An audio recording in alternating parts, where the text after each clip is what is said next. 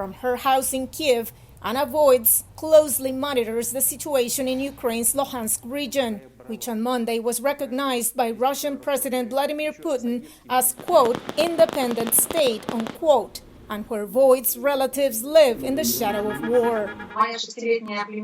My 6-year-old niece does not go to school and her dance class because of the shelling around the city. Voits, her husband, and their 3 sons fled the region 8 years ago after Russia annexed Crimea and instigated a separatist war in eastern Ukraine. It was hard on the children.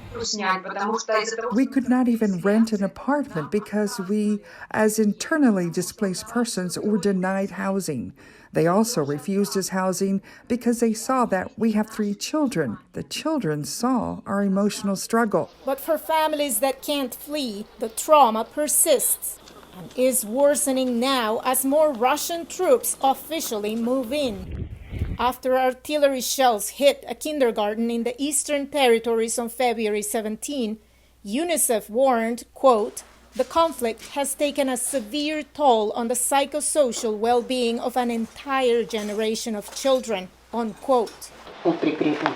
Local child advocates say the trauma is evident in many ways. It is becoming the part of their personality through the passive aggression, through the difficulties for younger children, difficulties in communication. It's not just about psychological effect. It's about chronic diseases that develop because of the stress, because of the lack of access to